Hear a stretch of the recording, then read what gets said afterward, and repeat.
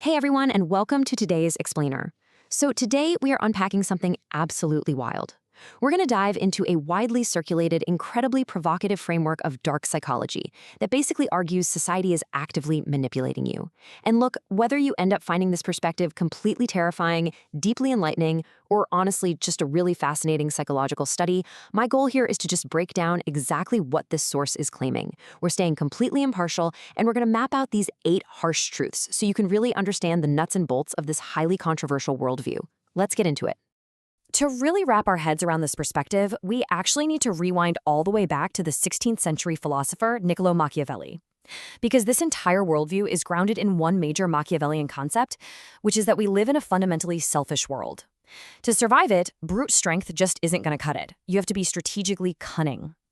It's a stark reminder that, hey, we aren't looking at some feel-good traditional self-help guide today. No, we are looking at a survival manual for what this framework considers to be a totally ruthless reality. Now, before we get too deep into the weeds here, let's nail down exactly what lens we're using.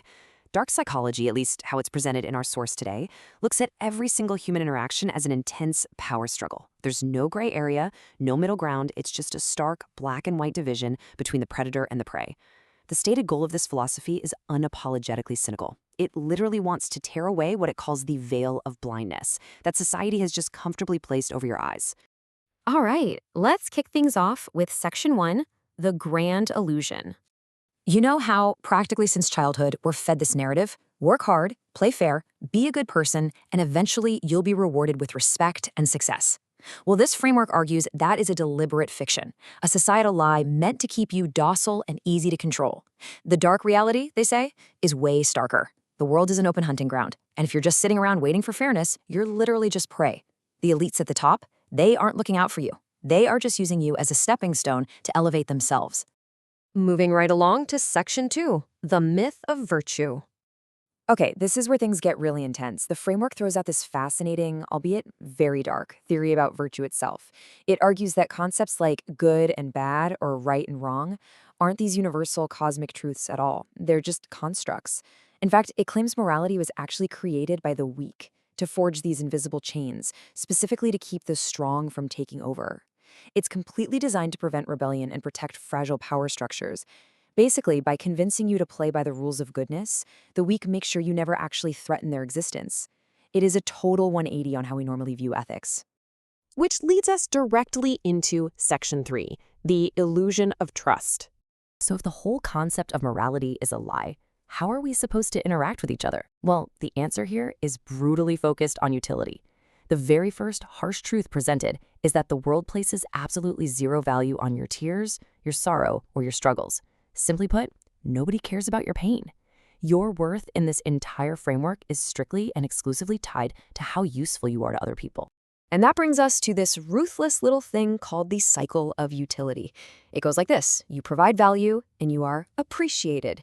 But notice the wording there. You aren't loved. You're appreciated for what you can do. Then, eventually, your usefulness runs out. And when it does, you are immediately discarded. To survive this cycle, the source insists that you have to stop seeking pity.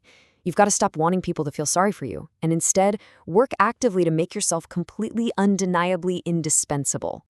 And you know that unconditional loyalty we all crave? Yeah, this framework calls that a dangerous illusion. It claims that everyone, and I mean even your most trusted friends and closest partners, are ultimately just driven by self-interest.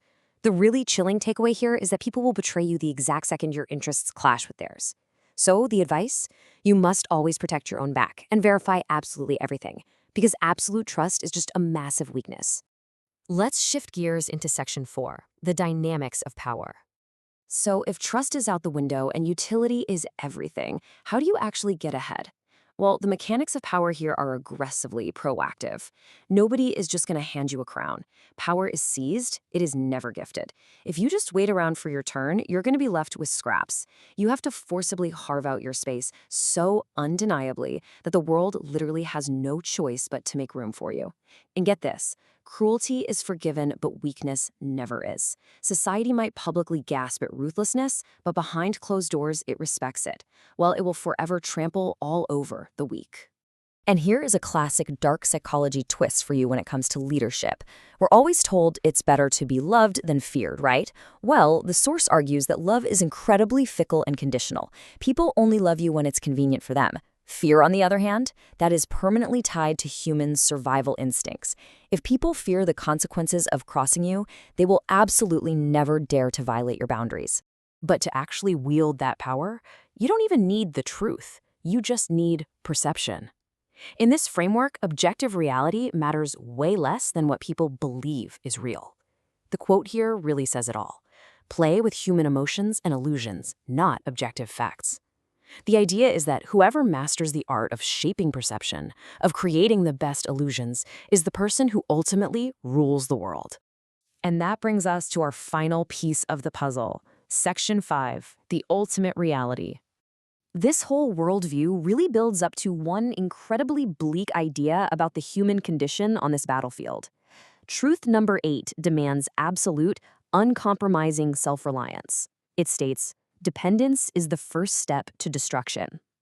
The core message is that at the end of the day, you are completely alone. There's no hero coming to save you. Your rise or your fall rests entirely on your own shoulders, and relying on literally anyone else is the fastest way to guarantee your own downfall. Since there is no backup coming, you literally have to become your own best weapon. You have to build what they call an arsenal of self.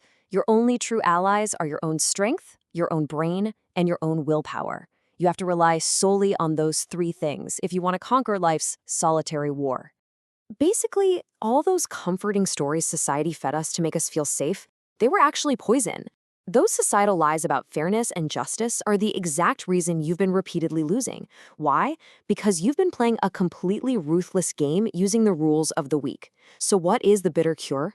Well, it's swallowing these harsh truths. Sure, they're incredibly hard to swallow, but this worldview argues they are the one and only antidote that will finally transform you from the prey into a predator. Ultimately, the source leaves us with this stark, seriously provocative ultimatum. Now that the veil has been lifted and you see the world as the brutal hunting ground this framework claims it is, what are you going to do? Will you take these dark truths, use them as weapons to adapt and conquer? Or will you just close your eyes, ignore it all, and remain the prey?